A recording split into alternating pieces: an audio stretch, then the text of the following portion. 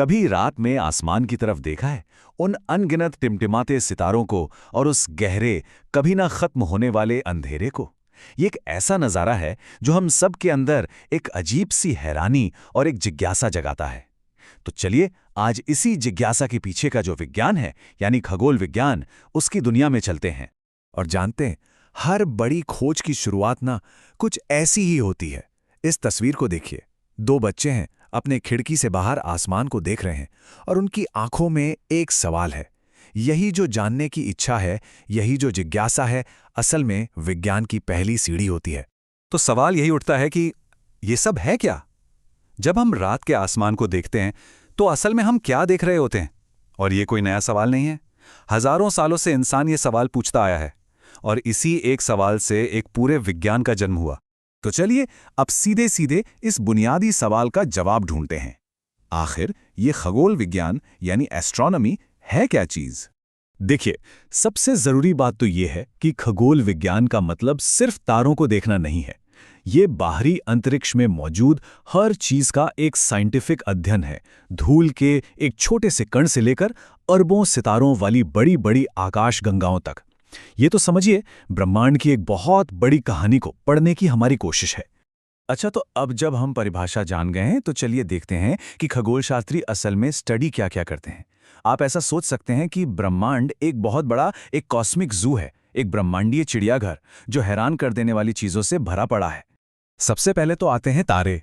रात के आसमान में रोशनी के ये जो अनगिनत बिंदु दिखते हैं ना, वे असल में हमारे सूरज की तरह ही आग के विशाल धधकते हुए गोले हैं, बस हमसे बहुत बहुत ज्यादा दूर हैं।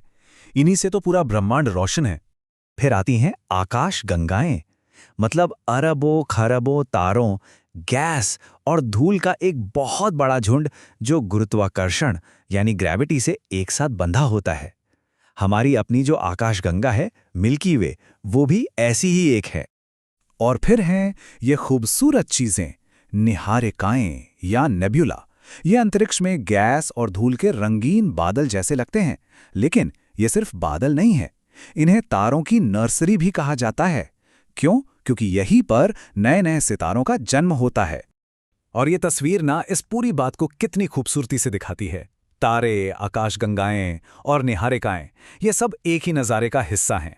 ये सब हमारी अपनी खिड़की के ठीक बाहर मौजूद हैं, जो हमें याद दिलाता है कि ब्रह्मांड कितना विशाल और दिलचस्प है। तो ठीक है, हम ये जान गए कि हम क्या स्टडी करते हैं, लेकिन एक बहुत महत्वपूर्ण सवाल ये है कि हम इसका अध्ययन कैसे करते हैं। आखिर ये चीज़ें हमसे इतनी ज़्यादा दूर हैं कि यकीन करना मुश्किल है। तो इसका जवाब है हमारी अपनी इंजेन्युइटी, हमारी अपनी बनाई हुई तकनीक। जैसे इस तस्वीर में ये दूरबीन यानी टेलीस्कोप है, ये सिर्फ एक औजार नहीं है, ये हमारी वो आंख है जो उन रहस्यों को भी देख सकती है जो हमारी असली आंखों से छुपे हुए हैं। और इससे फर्क कितना पड़ता है जरा ये सोचिए। अगर हम बिना किसी उपकरण के आसमान को देखें तो हमें कुछ हजार तारे दिख जाएंगे बस। लेकिन जैसे ही हम एक दूरबीन का इस्तेमाल करते हैं तो अचानक से हमें अरबों आकाशगंगाएं दिखने लगती हैं, ग्रहों के छल्ले और यहां तक कि ब्रह्मांड की शुरुआत की झलकियां भी मिल जाती हैं। ये टेक्नोलॉजी हमारी देखने की ताकत को अनंत तक बढ़ा देती है। तो हमने क्या और कैसे पर तो बात कर ली, लेकिन शायद सबसे गहरा सवाल है क्यों? हम इन दूर की दुनियाओं का अध्ययन करने में इतना समय और मेहनत क्यों लगाते हैं? क्योंकि सच तो ये है कि जब हम ब्रह्मांड का अध्ययन करते हैं तो हम असल में खुद को ही समझ रहे होते हैं।